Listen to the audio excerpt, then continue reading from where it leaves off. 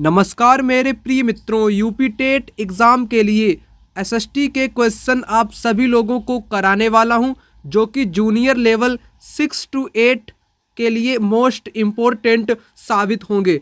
और आपको पता चल जाएगा पेपर में जो क्वेश्चन आपसे पूछे जाएंगे कितने लेवल के पूछे जाएंगे, कहां से पूछे जाएंगे, पूछने का तरीका क्या रहता है, क्वेश्चन सोल्व आप लोग कैसे करोगे, सब कुछ आपको पीवाईक्यू क्वेश्चन की मदद से पता चल जाएगा।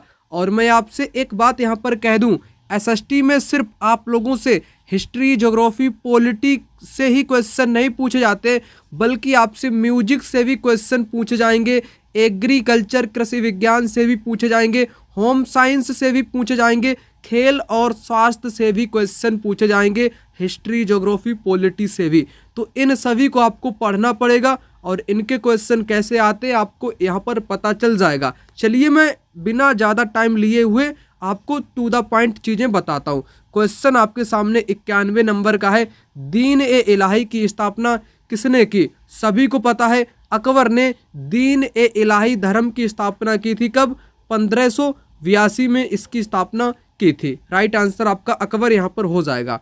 उसके बाद अगला यहाँ पर कहता है, निम्नलिखित में से किसे भारतीय नेपोलियन कहा जाता है? भारत का नेपोलियन किसे कहा जाता है? चंद्रगुप्त मौर्य को, हर्षवर्धन को, चंद्रगुप्त विक्रमादित्य को या समुद्रगुप्त को? राइट आंसर यहाँ पर आपका हो जाएगा समुद्रगुप्त को भारत का नेपोलियन कहा जाता है ना। इनको भारत का नेपोलियन कहा जाता है।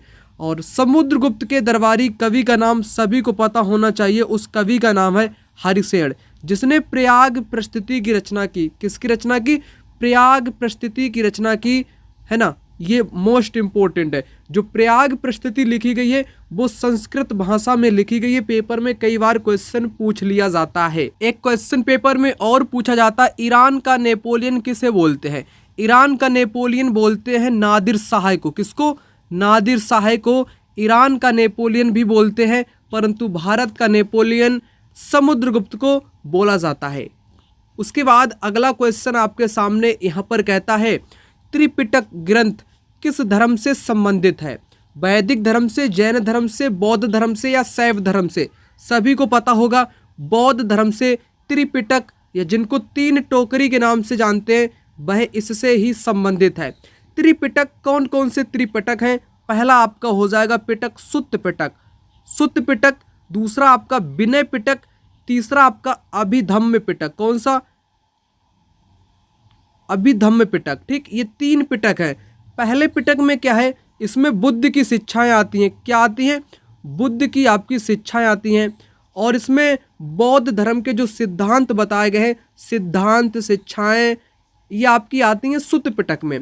विनय पिटक में बौद्ध संघ के नियम, बौद्ध संघ में भिक्षु लोग रहते थे, उनसे संबंधित जो नियम है, नियम आपके आते हैं विनय पिटक में। अभिधम्म पिटक में क्या आती है? फिलोसफी आती है। बौद्ध दर्शन, बौद्ध दर्शन किस में आता है? अभिधम्म पिटक में आता है बौद्ध आपका दर्शन, बौद्ध फिलोसफी। ठीक है ना। ये इंपॉर्टेंट पेपर में एक आध क्वेश्चन यहाँ से भी पूछ लिया जाता है। उसके बाद अगला मैं बात करूँ आपके सामने, महाराज धीराज की उपाधि धारण करने वाला प्रथम गुप्त शासक कौन था? श्रीगुप्त, घटोत्कच, चंद्रगुप्त द्वितीय, चंद्रगुप्त प्रथम। चंद्रगुप्त प्रथम था गुप्त शासक जिसने महाराज धीराज की उपाधि धारण की। ये पेपर में 2 बार क्वेश्चन आपके यूपी टेट के एग्जाम में आ चुका है। अगला क्वेश्चन यहाँ पर कहता है, हुमायूं नामा किसने लिखा? हुमायूं नामा एक किताब का नाम है। अबुल फजल ने लिखा, बदायूनी ने लिखा, हुमायूं ने लिखा, गुलबदन बेगम ने लिखा। हुमायूं की बहन थी जिसका नाम था गुलबदन बेगम, उसने हुमायूं नामा की रचना की। ठीक है ना। और अबुल फजल ने किसकी रचना की? अकबरनामा की रचना की। अकबरनामा, अकबरनामा ग्रंथ की किसने रचना की? अबुल फजल ने की। अबुल फजल कौन था? अकबर का मित्र था, दरबारी लेखक था, करीबी मित्र था। और अकबरनामा को इसने 3 पार्ट में डिवाइड कर दिया। पहला पार्ट, दूसरा पार्ट और तीसरा पार्ट। तीसरे पार्ट को आईने अकबरी के नाम से भी जाना जाता है। इंपॉर्टेंट क्वेश्चन है। थोड़ा सा मैं आपको यहाँ पर एक्स्ट्रा पॉइंट बता देता हूँ ताकि पेपर के लिए उपयोगी साबित हो सके। जैसे मैं आपको गुप्त काल के बारे में बताऊँ, है ना। गुप्त काल को स्वर्ण युग भी कहा जाता था, यहाँ से पेपर में क्वेश्चन आ चुका है। जो चीज़ मैं आपको यहाँ पर बताने वाला था कि चंद्रगुप्त प्रथम जिसको बोलते हैं, है ना, वो सबसे प्रसिद्ध राजा हुआ श्रीगुप्त जो कि पहला राजा था। उसके बाद आपका घटोत्कच हुआ, उसके बाद चंद्रगुप्त हुआ प्रथम जिसने महाराज धीराज की उपाधि धारण की। महाराज धीराज की उपाधि किसने धारण की? चंद्रगुप्त ने धारण की। और इसने विक्रम संवत भी चलाया, और यहाँ से पेपर में क्वेश्चन आपका आता है। इससे पहले मैं आपको समुद्रगुप्त के बारे में बताया हूँ, इससे पहले के क्वेश्चन में।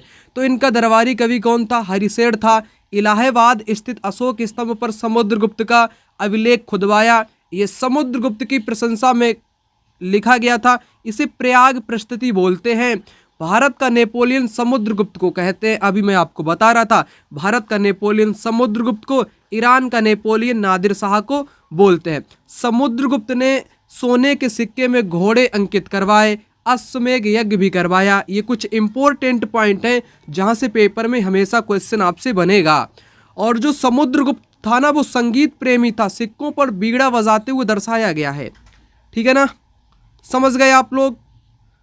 और एक ये अगर आप लोग यूपी टेट की तैयारी करते हो, है ना, जितने भी लोगों ने सीटेट एग्ज़ाम दिया उनको पता होगा कि मैंने किस प्रकार से आप लोगों को एसएसटी की तैयारी कराई थी। तो यूपी टेट का एग्ज़ाम देने वाले लोगों के लिए नोट्स पूरी तरह से तैयार हैं।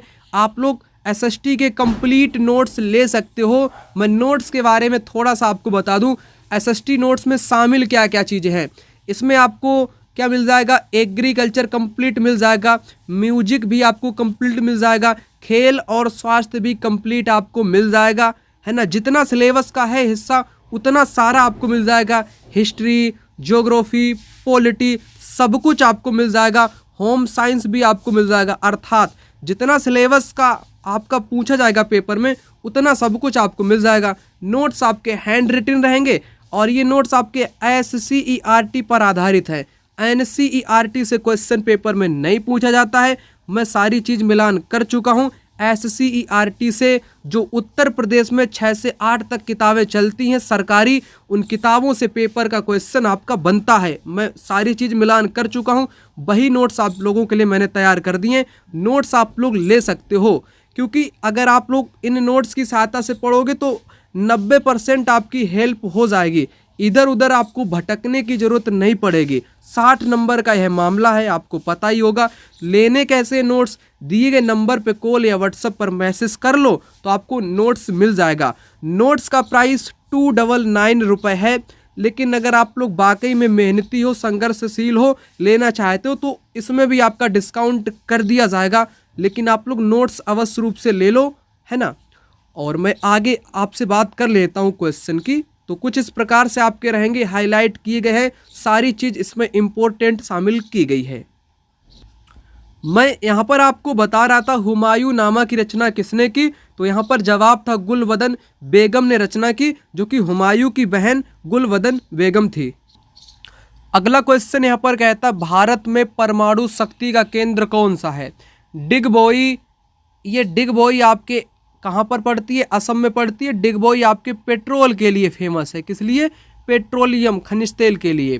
रानीगंज ये आपके किस लिए फेमस है? जैसे कोयला है इसलिए। झरिया, बोकारो, ठीक है ना। चंद्रपुर।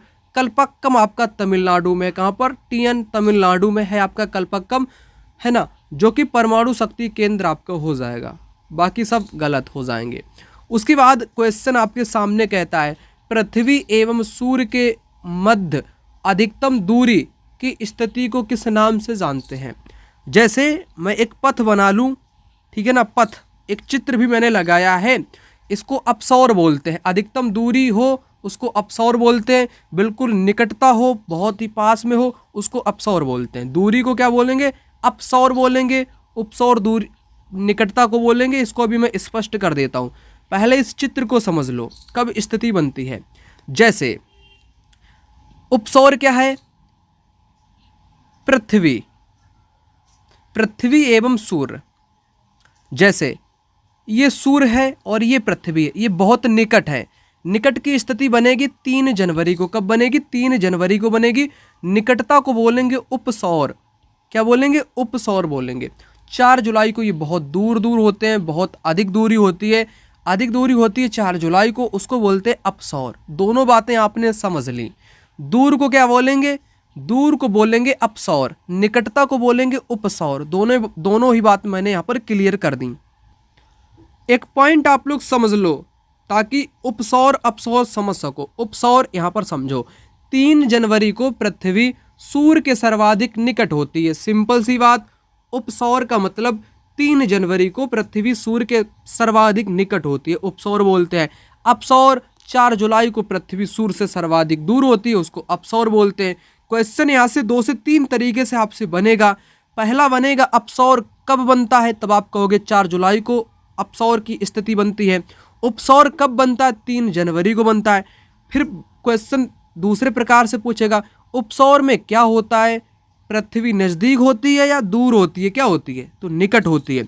अपसौर में दूर होती है। दोनों बात मैंने यहाँ पर क्लियर कर दी, अब कोई डाउट नहीं रहना चाहिए। उसके बाद एक अगला क्वेश्चन है ज्योग्राफी का। निम्नलिखित में से तिथियों में से किस ग्रीष्म अयनांत होता है? गर्मी वाला अयनांत आपको बताना है। ये होता है 21 जून को, है ना। ग्रीष्म अयनांत या उत्तरी गोलार्ध का अयनांत भी इसको बोल सकते हैं। दक्षिणी गोलार्ध में अयनांत कब होता है? ये होता है 22 दिसंबर को। 22 दिसंबर और 21 जून दोनों विपरीत हैं, ठीक है ना। तो 21 जून को क्या होता है? उत्तरी गोलार्ध जो है ना, यहाँ पर बहुत अधिक तापमान रहता है।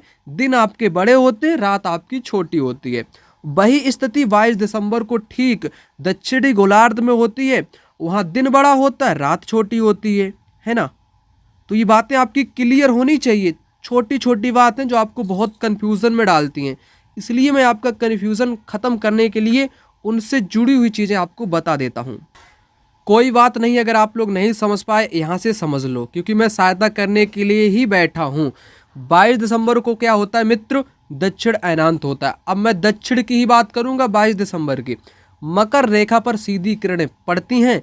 दक्षिणी गोलार्ध में गर्मी ग्रीष्म ऋतु होती है। दक्षिणी गोलार्ध में लंबे दिन व छोटी रात होती हैं। क्योंकि ये मैं 22 दिसंबर की बात कर रहा हूँ। ठीक उल्टे पर आ जाते हैं मैं। 21 जून अर्थात उत्तर अयनांत, कर्क रेखा पर सीधी किरणें पड़ती हैं। उत्तरी गोलार्ध में गर्मी ग्रीष्म ऋतु होती है। उत्तरी गोलार्ध में लंबे दिन व छोटी रात होती है। अब यहाँ पर क्या होता है? यहाँ पर लंबी दिन होंगे और छोटी रात होंगी। और वहाँ पर कब छोटी रात आपकी होंगी? 22 दिसंबर को होंगी, है ना। और 21 मार्च 23 सितंबर को क्या होता है? विषुव होता है। पूरी पृथ्वी पर दिन व रात बराबर होते हैं। फिर क्वेश्चन पेपर में ऐसे आपसे पूछा जाता है ना, कि दक्षिणी गोलार्ध में के बारे में बताओ। दक्षिणी गोलार्ध मैंने क्या बताया? 22 दिसंबर से संबंधित है ना। दक्षिणी गोलार्ध पर सबसे लंबा दिन 21 जून को होता है क्या? नहीं होता है। ये तो होता है आपके 22 दिसंबर को होता है। ये बात गलत हो गई आपकी। ए जैसे आपको पता चला गलत है, उसको मैंने यहाँ से काट दिया। दक्षिणी गोलार्ध पर सबसे छोटा दिन 21 जून को होता है। ये बात करेक्ट है, 21 जून को होता है, क्योंकि 21 जून को आपके उत्तरी गोलार्ध में सबसे बड़ा दिन होता है। तो यहाँ पर 21 जून को आपको छोटा दिन होगा ही होगा, करेक्ट हो जाएगा। बी आपका करेक्ट। 21 मार्च 23 सितंबर को दक्षिणी गोलार्ध में दिन व रात की अवधि समान होती है, क्योंकि उसको विषुव बोलते हैं। फोर्थ विकल्प करेक्ट हो जाएगा, बी और सी। ऐसे भी क्वेश्चन आपसे पूछे जाएंगे। अयनांत के बारे में फिर से समझ लो। जैसे 21 जून को उत्तर अयनांत होता है, बिल्कुल होता है। मकर रेखा पर सीधी किरणें नहीं पड़ती हैं, बल्कि कर्क पर पड़ती हैं। किस पर पड़ती हैं? कर्क पर पड़ती हैं। इसलिए पहला स्टेटमेंट गलत हो गया। दक्षिण अयनांत 22 जनवरी को नहीं होता है, ये आपके 22 दिसंबर को होता है। ये भी गलत हो गया। दोनों आपके यहाँ पर गलत हो जाएंगे। उसके बाद एक और क्वेश्चन देख लो, ताकि डाउट आपका बिल्कुल तहस नहस हो जाए। अगर आप दक्षिणी गोलार्ध में रहें तो 21 जून को क्या होगा? मैं आपको बता चुका हूँ। 21 जून को जो उत्तरी गोलार्ध है ना, उत्तर अयनांत है ना, वहाँ पर सबसे लंबा दिन होगा। और इसके विपरीत दक्षिणी गोलार्ध में सबसे छोटा दिन होगा। लंबी रात होगी। ये बात मैंने क्लियर आपकी कर दी है। अब अयनांत दक्षिण का हो चाहे उत्तर का हो, दोनों चीज़ मैं क्लियर कर चुका हूँ। अब आपको डाउट बिल्कुल भी नहीं होना चाहिए, ठीक है ना। नोट्स आप ले सकते हो, यहाँ पर सब कुछ मैंने लिख दिया आप लोगों के लिए। कोई भी डाउट वाली चीज़ यहाँ पर मैंने छोड़ी ही नहीं है। अगला क्वेश्चन यहाँ पर कहता है निम्नलिखित पर्वत प्रकारों में से कौन भ्रंशन द्वारा उत्पन्न होता है? भ्रंशन के द्वारा, तो भ्रंशन के द्वारा वलित पर्वत, ज्वालामुखी पर्वत, गुंबदाकार नहीं, अवरोधी पर्वत। अवरोधी का मतलब मैं कहूँ ब्लॉक पर्वत, ब्लॉक, ठीक, ब्लॉक पर्वत इसको बोलते हैं।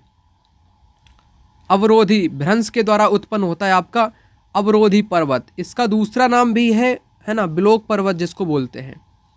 अगला यहाँ पर कहता है निम्नलिखित देशों में से किसमें म्यान ज्वालामुखी पर्वत स्थित है? म्यान, म्यान आपका संयुक्त राज्य अमेरिका, चिली, जापान, फिलीपींस।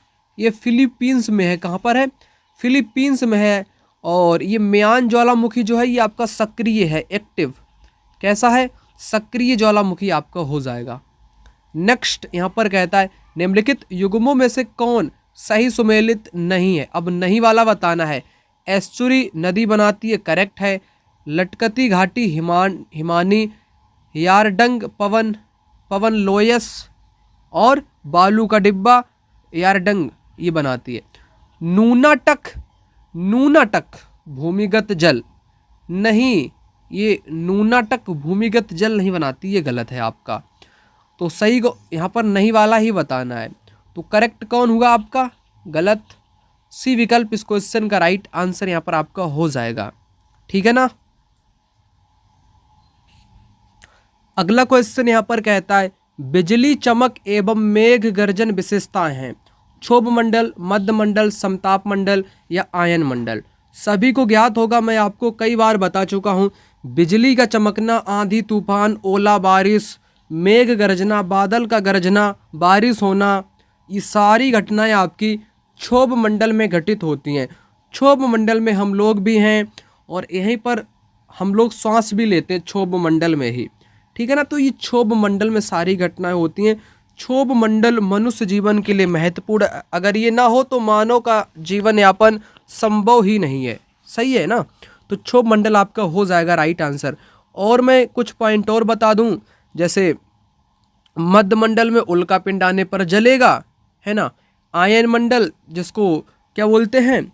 जिसको बोलते हैं ताप मंडल, है ना, ताप मंडल, थर्मोस्फेयर। तो इसमें रेडियो की तरंगों को आप समझ सकते हैं परावर्तित होती हैं। समताप मंडल, इसमें कोई मौसम की घटना नहीं घटित होती है ना। और यहाँ पर आपके वायुयान, हवाई जहाज उड़ते हैं। राइट आंसर आपका क्षोभ मंडल है यहाँ पर क्वेश्चन का। अगला यहाँ पर कहता है निम्नलिखित में से कौन सी शीत अर्थात ठंडी महासागरीय धारा है? तो गल्फ स्ट्रीम गर्म है, क्यूरोसियो भी आपकी गर्म है, ब्राज़ील की धारा भी गर्म है, लेकिन बेंगुएला की धारा आपकी ठंडी शीत हो जाएगी। सी विकल्प इस क्वेश्चन का राइट जवाब हो जाएगा। नेक्स्ट क्वेश्चन कहता है सूचना का अधिकार अधिनियम कब पारित किया गया? जुलाई 2007, जून 2006, मार्च 2005, जून 2005। जून 2005 को सूचना का अधिकार अधिनियम पारित किया गया। अगला क्वेश्चन यहाँ पर कहता है भारत में दल विहीन लोकतंत्र का प्रस्ताव सर्वप्रथम किसने प्रस्तुत किया? जयप्रकाश नारायण, एम.एन. राव, विनोबा भावे, महात्मा गांधी। जयप्रकाश नारायण ने सबसे पहले क्या किया था? दल विहीन लोकतंत्र का प्रस्ताव प्रस्तुत किया। ठीक है ना। राइट आंसर आपका हो जाएगा पहला वाला। उसके बाद यहाँ पर पॉलिटी के क्वेश्चन है जो कि बहुत सरल आते हैं। संविधान में मूल कर्तव्यों को किस समिति की अनुशंसा पर शामिल किया गया? तो किस समिति की अनुशंसा पर शामिल किया गया? स्वर्ण सिंह समिति। अब यहाँ पर लिखा कर्ण सिंह समिति, स्वर्ण सिंह समिति, अब दो में कंफ्यूज मत होइएगा, स्वर्ण सिंह समिति है करेक्ट जवाब आपका। उसके बाद अगला कहता है वित्त आयोग के गठन का प्रावधान भारतीय संविधान के किस अनुच्छेद में आता है? तो किस अनुच्छेद में आपका आता है? सिंपल सा क्वेश्चन, 280 में आता है वित्त आयोग का गठन का प्रावधान। अब ये वित्त आयोग जो है ना, इसका काम क्या है? वित्त आयोग का काम क्या है? राज्य व केंद्र सरकार के बीच में वित्त का आवंटन इसका मुख्य काम है। ठीक। अगला देखो संवैधानिक प्रश्नों की सुनवाई निम्न में से कितने न्यायाधीश करते हैं? तो 5 तो होने ही चाहिए, है ना, 5। क्वेश्चन का राइट जवाब आपका हो जाएगा। उसके बाद अगला कहता है संविधान सभा किसके अंतर्गत स्थापित की गई है? Cripps mission, Wavell plan, Nehru report या कैबिनेट मिशन? तो ये आपकी स्थापित की गई है कैबिनेट मिशन, कैबिनेट मिशन के अंतर्गत। दक्षेस के किस देश में संविधान निर्मात्री सभा का हाल में चुनाव हुआ है? तो ये दरअसल ओल्ड क्वेश्चन है, लेकिन मैं आपसे ये भी कह दूं दक्षेस आपके सिलेबस में दिया गया है, एससीईआरटी बुक में दिया गया है, तो इसको जान लेना अति आवश्यक है। लेकिन हाल में चुनाव हुआ दक्षेस के एक निर्मात्री सभा, तो उस क्वेश्चन का जवाब मैं यहाँ पर आपको बता देता हूँ कौन सा हो जाएगा। नेपाल आपका जवाब यहाँ पर हो जाएगा। लेकिन दक्षेस की स्थापना, इसका मुख्यालय कितने देश, कौन सा कब जुड़ा, ये 1-2 इम्पोर्टेंट बातें इनको बता दूं आपको। यहाँ पर पॉलिटी है ना, तो सबसे पहले मैं आपको दक्षेस के बारे में बताना चाहूँगा। यहाँ पर रहा आपके सिलेबस का हिस्सा दक्षेस, इसको समझो। 1985 में दक्षिण एशिया के 7 देशों ने मिलकर दक्षिण एशियाई क्षेत्रीय सहयोग संगठन दक्षेस, जिसको सार्क भी बोलते हैं, है ना, इसकी स्थापना कर दी। इसका स्थायी कार्यालय या मुख्यालय काठमांडू नेपाल में है। 2005 में अफगानिस्तान शामिल हुआ। 2007 में इसे पूर्ण दर्जा भी मिल गया। दक्षेस अर्थात सार्क में वर्तमान में 8 सदस्य देश शामिल हैं। भारत, पाकिस्तान, बांग्लादेश, श्रीलंका, नेपाल, भूटान, मालदीव, अफगानिस्तान, ये 8 देश आपके शामिल हैं। अब कंफ्यूज करने के लिए पेपर में 8 देश पूछेगा आपसे कि कौन से देश शामिल नहीं है, कौन सा है, तो ये देश आप लोग ख्याल में रख लेना कि 8 देश ये वाले हैं जो मैंने अभी आपको यहाँ पर बताया। और 1-2 पॉइंट है, इनको भी बता दूं। पहला विश्व युद्ध 1914 से 18 तक चला, है ना। इसमें एक तरफ आपके Austria, Germany, Turkey, Japan, Italy थे। दूसरी तरफ सार्बिया, इंग्लैंड, फ्रांस, रूस, अमेरिका थे। अमेरिका ने द्वितीय विश्व युद्ध के दौरान अगस्त 1945 में जापान के 2 शहर हिरोशिमा और नागासाकी पर परमाणु बम गिराए थे। ये इम्पोर्टेंट पॉइंट है। उसके बाद सिलेबस का एक हिस्सा है आपका, इसको भी थोड़ा सा समझा दूं, ज़्यादा नहीं। संयुक्त राष्ट्र संघ 24 अक्टूबर 1945 को इसकी स्थापना हुई। यहाँ से क्वेश्चन आ चुका है। इसका लक्ष्य था कि आने वाली पीढ़ियों को युद्ध से बचाया जा सके। शुरू में संघ में 51 देश शामिल थे, बाद में भारत भी इसमें शामिल हुआ। वर्तमान में 193 देश शामिल हैं।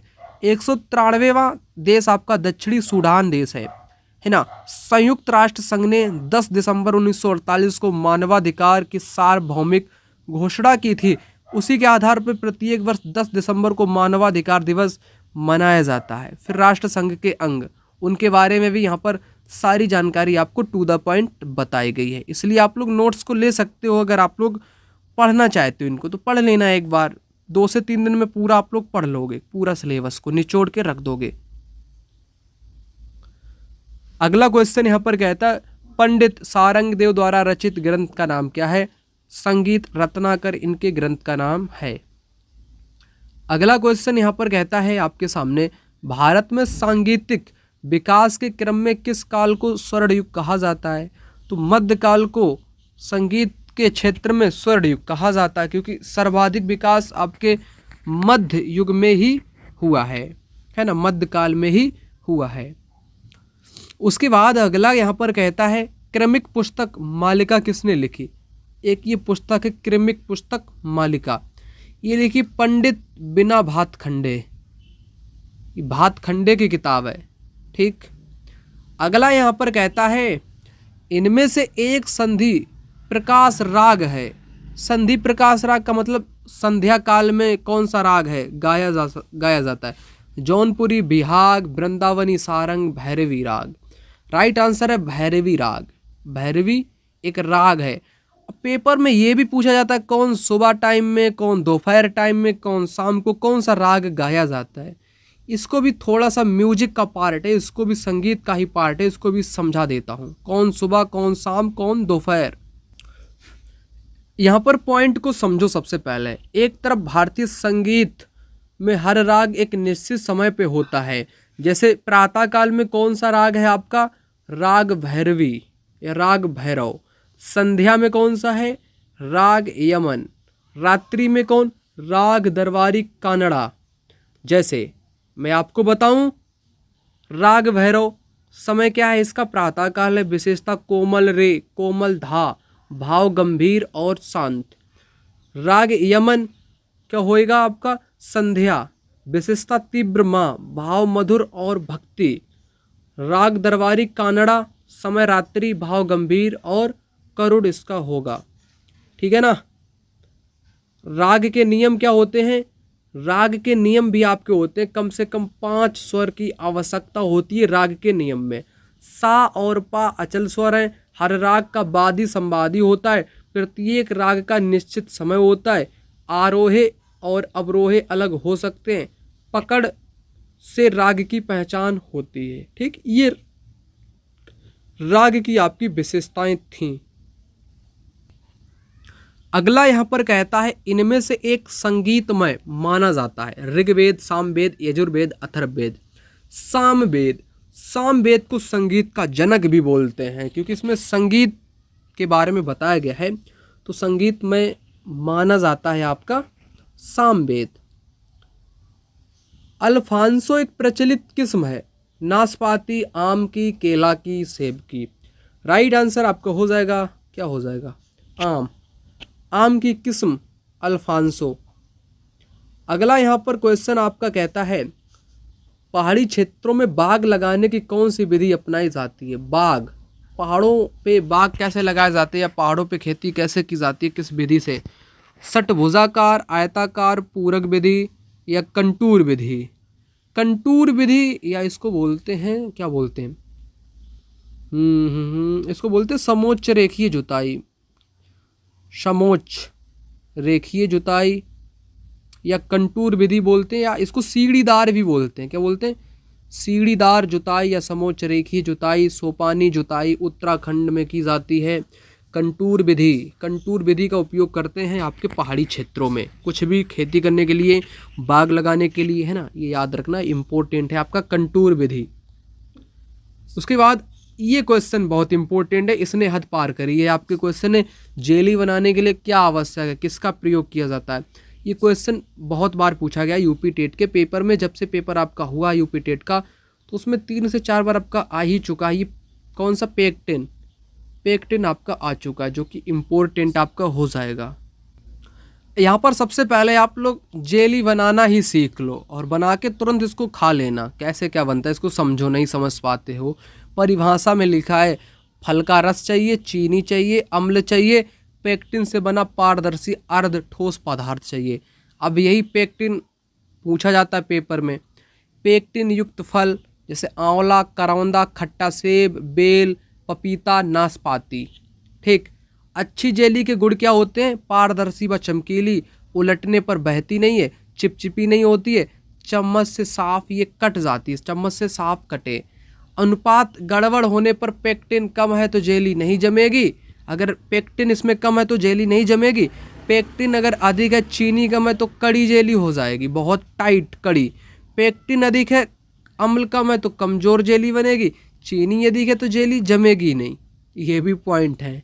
अब जेली बनाने की विधि संक्षेप में समझो। पेक्टिन युक्त फल ले लेना है, फल धोकर के काट लेना है, पानी में उबालना है, साइट्रिक अम्ल रस छाने, फिर उसका बराबर चीनी मिलाएं, टेस्ट ठंडे पानी में बूंद जम जाए, गर्म बोतल में भरे, सील करें, मिठास 65%, है ना। ये सारा कंटेंट SCERT पर आधारित है जिसको शॉर्ट नोट्स में कन्वर्ट किया गया है टू द पॉइंट चीज़ों को, ताकि एग्ज़ाम हॉल में जाओ तो सारी चीज़ आपको एकदम से ख्याल आ जाए और क्वेश्चन को हर हालत में आप लोग कर पाओ। उतनी तो मदद आपकी कर ही दूंगा मैं। अगला क्वेश्चन कहता है आम की कौन सी किस्म बहुभुरूड़ीय है, बहुभुरूड़ीय है। अल्फांसो, नीलम, दशहरी या चंद्रकली। चंद्रकली राइट आंसर आपका हो जाएगा। और ये भी बता देना उत्तर प्रदेश के किस जिले में, कौन सा जिला सर्वाधिक आम उत्पादित करता है? सर्वाधिक आम कौन उत्पादित करता है ये भी बता देना। गार्डन रेक का उपयोग किया जाता है। गार्डन रेक का उपयोग किया जाता है कीर्तन हेतु, पौध प्रसारण हेतु, खरपतवार एकत्रीकरण हेतु, काट छांट हेतु। तो ये एग्रीकल्चर के क्वेश्चन है जो कि बहुत सरल आते हैं। खरपतवार इकट्ठा करने के लिए गार्डन रेक का उपयोग किया जाता है। अचल संधि पाई जाती है। अचल संधि आपके कपाल खोपड़ी में पाई जाती है। ठीक, अब जल का रासायनिक सूत्र पूछ लिया और ये क्वेश्चन आपके होम साइंस से पूछा गया है कि जल H2O, सभी को पता होगा H2O। बी विकल्प क्वेश्चन का राइट जवाब। रक्त की शुद्धि किस अंग से होती है? गुर्दा, हृदय, अमाशय, फेफड़े। गुर्दा, किडनी है ना, किडनी उससे होती है आपकी। लार ग्रंथियों द्वारा कौन सा पाचक रस स्रावित होता है? लार ग्रंथियों से एंजाइम टाइलिन इस क्वेश्चन का राइट आंसर हो जाएगा। टाइलिन रस स्रावित होता है। किस प्रकार के वस्त्रों में आरारोट का कलफ लगाया जाता है? होम साइंस का क्वेश्चन है।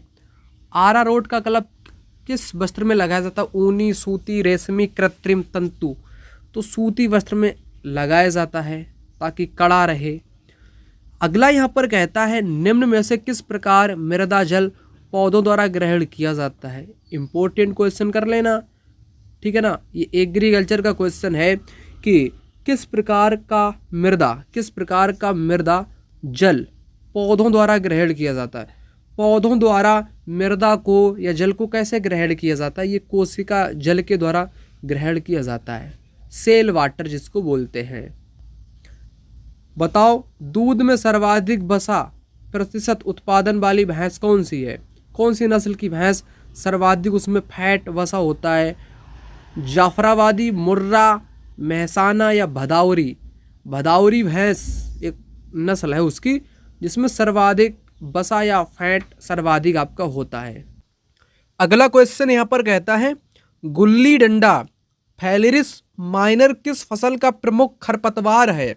तो यह दोस्तों गेहूं का खरपतवार है आपका, सभी को पता होगा।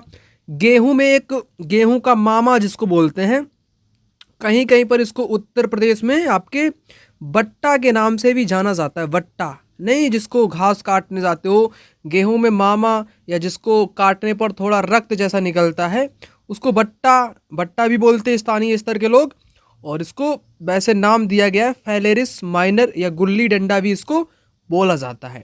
ठीक है ना, आपने इसको देखा होगा, ना देखा हो तो मैं अभी एक यहाँ पे फोटो लगा देता हूँ। इस फोटो में जो आप लोग फोटो देख पा रहे हो ये गेहूं के साथ पैदा होता है, जो गेहूं की फसल के लिए हानिकारक होता है, जो कि एक खरपतवार आपका हो जाएगा। किसका?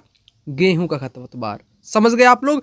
और कमेंट में ये बताओ कि आपके स्थानीय क्षेत्र में इस वाले खरपतवार को, गेहूं के साथ उगने वाले को किस नाम से जानते हैं? जरा कमेंट बॉक्स में बताओ, मैं भी जान लूं कहाँ क्या किस नाम से इसको बोलते हैं। अगला यहाँ पर कहता है भंडारण के समय बीज में नमी प्रतिशत होना चाहिए, बहुत कम होना चाहिए नमी का प्रतिशत। बीज बोते टाइम, भंडारण के समय बीज में नमी का, भंडारण करते समय की बात की गई, बोने के टाइम की नहीं, तो बहुत कम, क्योंकि बीज खराब ना हो जाए। 8 से 10% आपका नमी प्रतिशत होना चाहिए। निम्न में से कौन भूक्षरण का कारक नहीं है? भूक्षरण का कारक नहीं है। जल, अधिक जल से भूक्षरण आपका होता है, ये तो कारक है। वायु मृदा की ऊपरी परत, भूमि की ऊपरी परत को उड़ेल ले जाती है, तो भूक्षरण आपका होता है। तृण रहित खेती से भी होता है। ढाल के विपरीत जुताई करने से मृदा का भूक्षरण नहीं होता है, बल्कि क्षरण इससे रुकता है। ये कारक आपका नहीं है, भूक्षरण का कारक नहीं है, इससे मृदा बचती है ना कि क्षरण होती है। सी विकल्प इस क्वेश्चन का राइट जवाब। इंद्रधनुष में नीले रंग के बाद कौन सा रंग आता है? नीले के बाद आता है आपका हरा रंग। इंद्रधनुष में 7 रंग जिनका क्रम बैगनी, नीला या जामुनी, आसमानी या नीला, हरा, पीला, नारंगी, लाल। नीले रंग के बाद हरा रंग आता है। ठीक, नीले के बाद हरा रंग आपका आता है। रस्किन के अनुसार कला क्या है? रस्किन के अनुसार कला क्या है? कला जीवन है। कला क्या है? कला जीवन है। राज्य ललित कला एकेडमी कहाँ पर है? तो यूपी की राजधानी लखनऊ में है। नेक्स्ट, बाज पक्षी नामक चित्रण किस मुगल शासन काल में हुआ था? जहांगीर के शासन काल में हुआ था। प्राथमिक रंग कितने होते हैं? प्राथमिक रंग आपके 3 होते हैं, लाल, हरा और नीला। अगला क्वेश्चन कहता पेनाल्टी स्ट्रोक किस खेल से संबंधित है? तो यह आपका हॉकी से संबंधित हो जाएगा, penalty stroke. Next, take off board किस स्पर्धा से संबंधित है? लंबी कूद स्पर्धा से संबंधित टेक ऑफ बोर्ड स्पर्धा। नेक्स्ट, बोनस लाइन किस खेल से संबंधित है? कबड्डी से संबंधित होती है बोनस लाइन। अगला, फुटबॉल टीम में खिलाड़ियों की संख्या 11 होती है। कितनी? 11। लोबी किस खेल से संबंधित है? Lobby kho kho, volleyball, badminton या कबड्डी। तो यह आपकी जो लोबी खेल है ना, लोबी खेल आपके खो खो से संबंधित है। किससे? खो खो। पेडागोजी का है, सामाजिक अध्ययन शिक्षण का मुख्य उद्देश्य छात्रों में निम्नलिखित भावना का विकास करना है। तो जातीय भावना बिल्कुल भी नहीं, स्थान विशेष की भावना बिल्कुल भी नहीं, प्रांतीय की भावना बिल्कुल भी नहीं, राष्ट्रीयता की भावना विकसित करना। सामाजिक अध्ययन के अंतर्गत भूगोल शिक्षण हेतु सर्वाधिक उपयोगी सहायक शिक्षक सामग्री, भूगोल की बात की गई है ना। तो मानचित्र सबसे उपयोगी है भूगोल में। सामाजिक अध्ययन लोगों तथा सामाजिक एवं भौतिक वातावरण के प्रति उनकी पारस्परिक क्रिया से संबंधित है। ये कथन NCERT का है। किसका? NCERT। निम्नलिखित में से कौन सा ऐसा विषय जो सामाजिक अध्ययन को विषय वस्तु प्रदान नहीं करता है? नागरिक शास्त्र भी सोशल साइंस को विषय वस्तु प्रदान करता है, इतिहास भी, भूगोल भी, रसायन शास्त्र नहीं। रसायन शास्त्र आपके साइंस से जुड़ा है। किससे? साइंस अर्थात विज्ञान से जुड़ा है। यहाँ बात करी जा रही है सोशल साइंस की, हिस्ट्री, ज्योग्राफी, पॉलिटी की। अगला देखो, कनिष्क का दरबारी चिकित्सक था। कनिष्क का दरबारी चिकित्सक था नागसेन, चरक, अश्वघोष, सुश्रुत। तो क्वेश्चन का आंसर आपका चरक हो जाएगा। कनिष्क का दरबारी चिकित्सक कौन था? चरक आपका हो जाएगा। यहाँ पर पॉइंट को समझो। कनिष्क के समय चरक वैद्य हुए। उनकी किताब चरक संहिता, जिसमें 600 से ज़्यादा औषधियों के बारे में लिखा, यह निर्देश देती है कि चिकित्सक को अपने मरीजों से विश्वासघात अर्थात धोखा नहीं करना चाहिए। तो पेपर में क्वेश्चन ऐसा भी बन सकता है कि किस की किताब में लिखा कि मरीजों के साथ विश्वासघात नहीं करना चाहिए। 600 से ज़्यादा औषधियों के बारे में लिखा है। तो चरक ने लिखा है अपनी किताब चरक संहिता में, जो कि कनिष्क के टाइम में ये हुए थे। तो यहीं से क्वेश्चन डायरेक्ट पेपर में आता है, वो मैं आपको बता चुका हूँ। ठीक है ना। और कनिष्क के टाइम में ही बौद्ध धर्म 2 भाग में बट गया, हीनयान, महायान। अब कई लोगों को पता नहीं है हीनयान, महायान। हीनयान का मतलब वैसा व्यक्ति, वैसा खोजी व्यक्ति, वैसा फकीर या भिक्षु, बौद्ध भिक्षु जो स्वयं की खोज कर लेता है लेकिन दूसरों को ज्ञान नहीं देता है। ठीक, वो खुद में ही मस्त हो जाता है। महायान का मतलब बड़ी नाव, जो अपने को खुद तार देता है, लोगों को भी तराने का काम करता है, लोगों को भी सत्य तक पहुंचाने का काम करता है, वो है महायान। हीनयान मतलब खुद को ही, हीन है एक महायान, बड़ी नाव जिस तरह लोगों को एक साथ पार करा देती है, वो महायान। इन दोनों में अंतर है ना। उन चीज़ों को मैं समझा दूंगा बाद में आपको एक सीरियल से। और अगला क्वेश्चन यहाँ पर है, खजुराहो मंदिर को निर्मित करवाया था। तो खजुराहो मंदिर को चंदेल शासकों ने निर्मित करवाया था, ये आपको पता होना चाहिए। उसके बाद अगला है यहाँ पर, इतिहास हमारे संपूर्ण भूतकाल का वैज्ञानिक अध्ययन का लेखा जोखा रखता है। प्रोफेसर घाटे का कथन शाहजहां द्वारा निर्मित नहीं कराया गया है। ताजमहल शाहजहां ने अपनी पत्नी मुमताज़ के याद में, दिल्ली का लाल किला भी शाहजहां ने, दिल्ली की जामा मस्जिद का निर्माण भी शाहजहां ने, लेकिन बुलंद दरवाज़ा जो है ना, ये अकबर ने बुलंद दरवाज़ा फतेहपुर सीकरी में इसका निर्माण कराया। गुजरात विजय के उपलक्ष्य में। तो ये अकबर का काम है, ना कि शाहजहां का। तो नहीं वाला बताना है आपको, तो बुलंद दरवाज़ा आपका हो जाएगा। अब लास्ट क्वेश्चन है, गांधी जी ने असहयोग आंदोलन कब शुरू किया? 1920 में इन्होंने शुरू किया था असहयोग आंदोलन। तो वीडियो यहीं पर होती है समाप्त। अब जितने भी मित्रों को नोट्स चाहिए वाकई में अच्छे ढंग से प्रिपरेशन करने के लिए, दिए गए नंबर पर कॉल या व्हाट्सएप पर मैसेज करके आप लोग नोट्स प्राप्त कर सकते हो। सीटेट का भी नोट्स आपको मिल जाएगा, यूपी टेट एसएसटी का भी नोट्स आपको मिल जाएगा। दोनों नोट्स एक साथ लेना चाहते हो तो आपको डिस्काउंट अधिक से अधिक मिल जाएगा। एक बार आप लोग कॉल या मैसेज ज़रूर कर लेना, ठीक है ना। मैं मिलता हूँ अगली वीडियो में, तब तक के लिए अच्छे से पढ़ाई करते रहिएगा मस्ती के साथ। मैं मिलूँगा नेक्स्ट वीडियो में, तब तक के लिए जय हिंद, वंदे मातरम, धन्यवाद।